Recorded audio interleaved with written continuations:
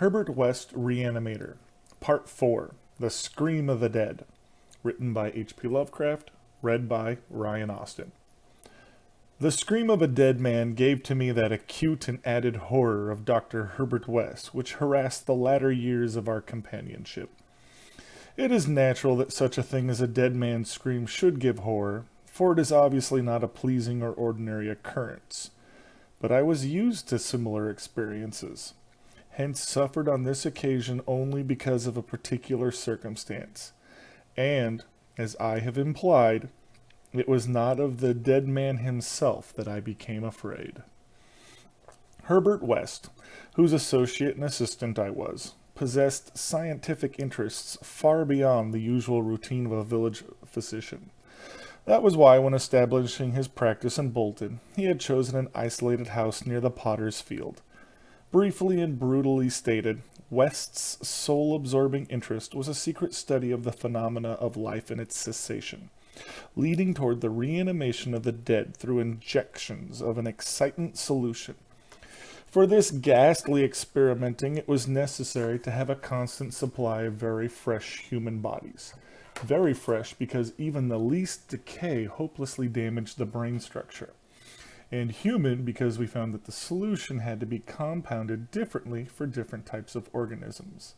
Scores of rabbits and guinea pigs had been killed and treated, but their trail was a blind one. West had never fully succeeded because he had never been able to secure a corpse sufficiently fresh. What he wanted were bodies from which vitality had only just departed, bodies with every cell intact and capable of receiving again the impulse toward that mode of motion called life. There was hope that this second and artificial life might be made perpetual by repetitions of the injection, but we had learned that an ordinary natural life would not respond to the action. To establish the artificial motion, natural life must be extinct. The specimens must be very fresh, but genuinely dead. The awesome quest had begun when West and I were students at the Miskatonic University Medical School in Arkham, vividly conscious for the first time the thoroughly mechanical nature of life. That was 7 years before. But West looked scarcely a day older now. He was small, blond, clean-shaven, soft-voiced, and spectacled, with only an occasional flash of a cold blue eye to tell of the hardening and growing fanaticism of his character under the pressure of his terrible investigations. Our experiences had often been hideous in the extreme, the results of defective reanimation when lumps of graveyard clay had been galvanized into morbid, unnatural, and brainless motion by various modifications of the vital solution. One thing had uttered a nerve-shattering scream. Another had risen violently, beaten us both to unconsciousness, and run amok in a shocking way before it could be placed behind asylum bars. Still another, a loathsome monstrosity, had clawed out of its shallow grave and done a deed. West had had to shoot that object. We could not get bodies fresh enough to shew any trace of reason when reanimated, so had perforce created nameless horrors. It was disturbing to think that one, perhaps two, of our monsters still lived. That thought haunted us shadowingly, till finally West disappeared under frightful circumstances. But at the time of the scream in the cellar laboratory of the isolated Bolton cottage, our fears were subordinate to our anxiety for fresh specimens. West was more avid than I, so that it almost seemed to me that he looked half covetously at any very healthy living physique. It was in July 1910 that the bad luck regarding specimens began to turn. I had been on a long visit to my parents in Illinois, and upon my return found West in a state of singular elation. He told me excitedly, in all likelihood solved the problem of freshness through an approach from an entirely new angle, that of artificial preservation. I had known that he was working on a new and highly unusual embalming compound, and was not surprised that it had turned out well. But until he explained the details, I was rather puzzled as to how such a compound could help in our work, since the objectionable staleness of the specimens was largely due to delay occurring before we secured them. This, I now saw, West had clearly recognized, creating his embalming compound for future rather than immediate use, and trusting to fate to supply again some very recent and unburied corpse, as it had years before when we obtained the man killed in the Bolton prize fight. At last, fate had been kind, so that on this occasion there lay in the secret cellar laboratory a corpse whose decay could not by any possibility have begun. What would happen on reanimation, and whether we could hope for a revival of mind and reason, West did not venture to predict. The experiment would be a landmark in our studies, and he had saved the new body for my return, so that both might share the spectacle in accustomed fashion. West told me how he had obtained the specimen.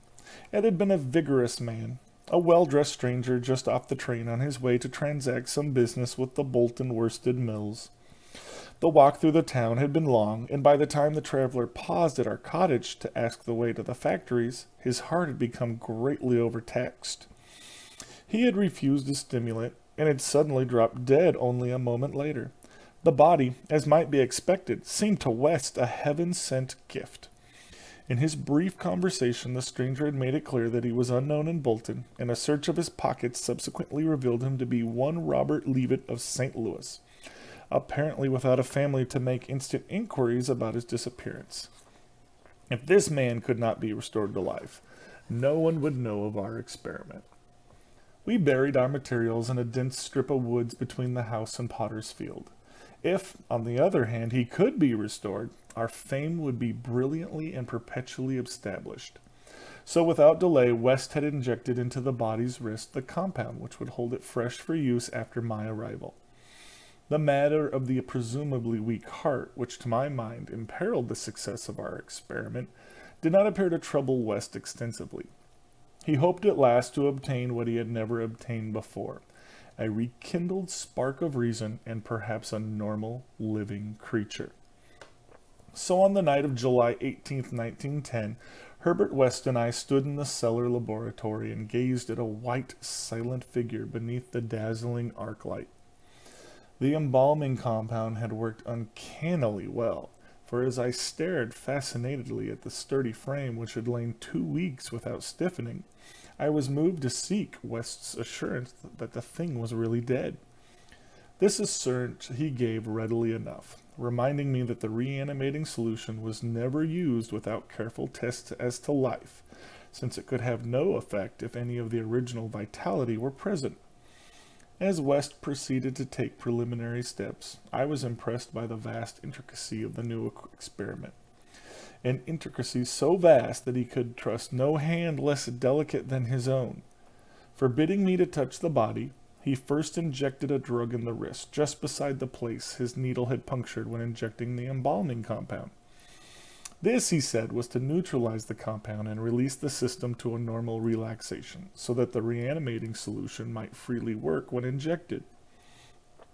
Slightly later, when a change and a gentle tremor seemed to affect the dead limbs, West stuffed a pillow-like object violently over the twitching face, not withdrawing it until the corpse appeared quiet and ready for our attempt at reanimation.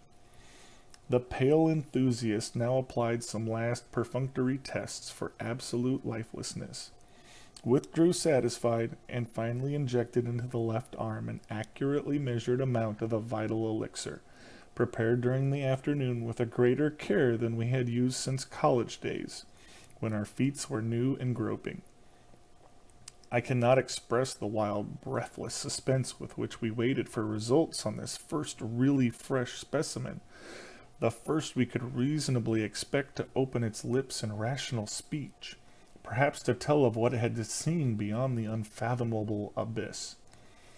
West was a materialist, believing in no soul and attributing all the workings of consciousness to bodily phenomena.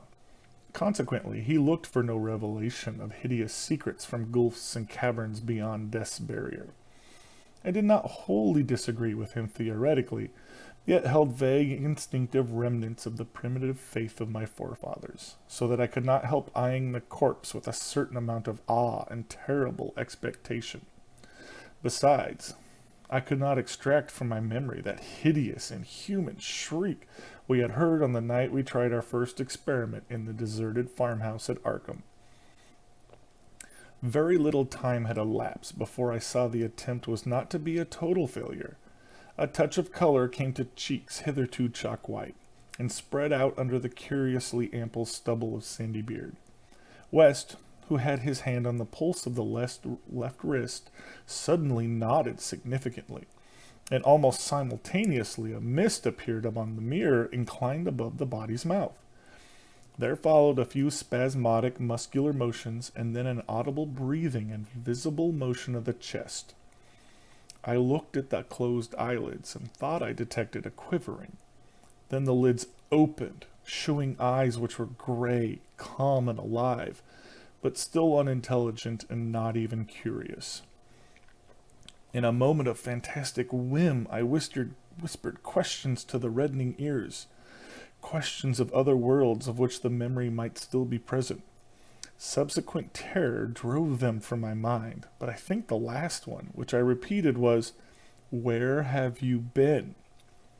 I do not yet know whether I was answered or not, for no sound came from the well-shaped mouth, but I do know that at that moment I firmly thought the thin lips moved silently, forming syllables. I would have vocalized as "only now" if that phrase had possessed any sense or relevancy. At that moment, as I say, I was elated with the conviction that the one great goal had been attained, and that for the first time a reanimated corpse had uttered distinct words impelled by actual reason. In the next moment there was no doubt about the triumph. No doubt that the solution had truly accomplished, at least temporarily, its full mission of restoring rational and articulate life to the dead. But in that triumph there came to me the greatest of all horrors. Not horror of the thing that spoke, but of the deed that I had witnessed and of the man with whom my professional fortunes were joined.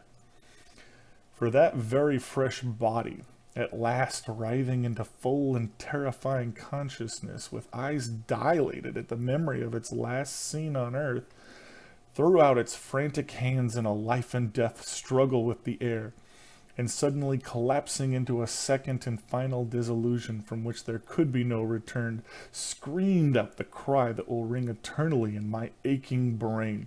"Help! Keep off, you cursed little towhead fiend! Keep that damn needle away from me!"